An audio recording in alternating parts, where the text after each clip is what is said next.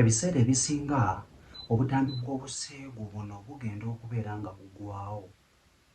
Bannannyini bwo ate bagenda okuvaayo okubeera nga beeyogerako ebiseera ebisinga nga kiri too late. Kubanga okuyima kubeerawo nnyo mu biseera ebyo singa kiwulikika nti akatambi k'obuseegu kagudde. Buli muntu abeera anoonya, social media ebeera tight. Buli muntu ng'ali mu kunoonya alabe kiki ekiriwo. Naye buli kimu ekigenda okugwawo kibeeramu ekyokuyiga nti tuli mu mutimbagano guno ogwakyusa ogwa AL oba R. Kati ne kiraga nti omuntu asobola okubeera ng'akwata ekifaananyi kyo ate n'akifuula ekitali. Okiraba munnange. So, ka vidiyo nakalabye. Ka vidiyo kalaga nti kituufu emmala y'omukazi oyo eraga nti nnene. Era kitegeeza nti yayina amazzi era nga bwe nakugambyeko. Naye ebiseera ebisinga buli kimu ate ffe nga bakkojja tukiteetaamu obeera ng'okiyigirako. Njagala obeere ng'ompa eddakiika zo ojja kunyumirwa ate ojja kuyiga. Ngenda kubeera nga nkulaga mu buvidiyo buno buzze butambula. Ogenda kubeera nga ofunamu ekyokuyiga. Ngenda kubeera nga ntandika okulaga era akatambi akatandise okubeera nga trendinga nnyo, katambudde nnyo mu nnaku ezo eziyise oba myaka egyo egiyise, ke katambi ka Ssefuko ne Nakankaka. Kati sitayiro eno ngenda kubeera nga ngikulaga era obeere ng'olaba eyinza etya okumazisa omukazi. Wabula sitayiro eno eruma kubanga Nakankaka yalaga nti naalumiddwa era n'abayagala okulaba ka vidiyo akujja okukansaba. Olw'omanyiza okubeera ng'oyiga wano ojja kuba ng'okansaba ko n'owulira nti oyagala okubeera ng'olaba ku sitayiro eyo ate obeere ng'oyiga. Sitayiro eno omukazi yali bw'ati. Omukazi yali bw'ati kati nandiyise oba kaddogi konna ngeri gy'okayise. Naye nga omukazi yali bw'ati oba kabuzi naye nga yali bw'ati nga bw'olaba bwenkoze. Neno omusajja najja n'amuva emabega oba okitegeera. Era nga kyalabika nti omukazi yatuuka bulungi ku ntikko kubanga yalina amazzi naye amazzi ago gandabikira okubeera nti gaali makyafu. So omukyala gezaako okubeera nga weesitiiminga ebikyafu ebyo ne bivaayo. Nti ne bw'obeera obadde oludde okuba nga weegatta, amazzi aganaaba gavaayo gabeere nga gawunya bulungi. Era amazzi ago oba olabika vidiyo ago aka Ssefuko ne Nakankaka Yvonne kalaga nti amazzi ago gaalimu obukyafu bungi. So bakyala mwegendereze. Tugenze kulwasa. Lwasa akantu ke kaali bwe kati.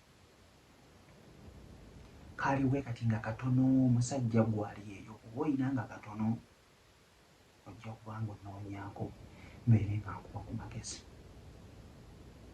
Naye tugenze ku Kwesi Nampeera. Kwesi Nampeera byeyaba byali bya mu kinaabiro gye beeweera. N'ekiraga kingi mu kinaabiro osobola okuzinirayo omukazi n'atuuka bulungi ku ntikko era n'anyumirwa.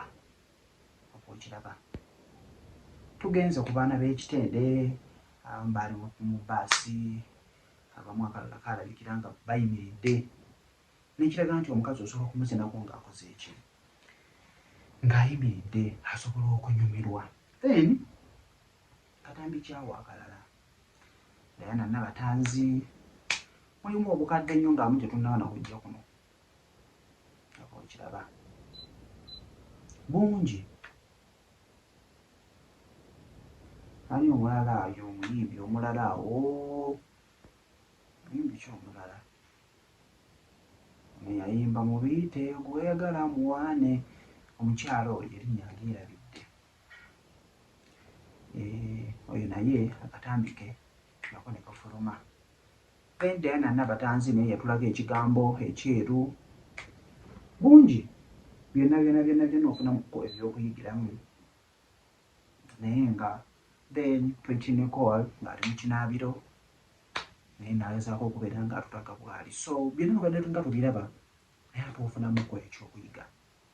Era ne kikuwa gwe nga gwombiri gwe okukuta otya okubeera nga ate weetegekera agenda okubeera nga akuzina. So kansuubire nti ofunyeemu ekyobuliga. Kyonna kyoyagala okubuuza onoonya ku WhatsApp namba yange, ojja kugisaba awo, ojja kubeera nga nkikuwa, tujja kwongera okubeera nga tuyiga.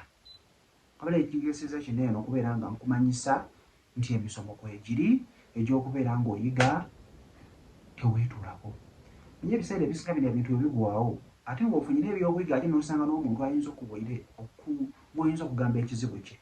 Bambi wendi mubeereeko muyige era ekimu nja kukikuwa.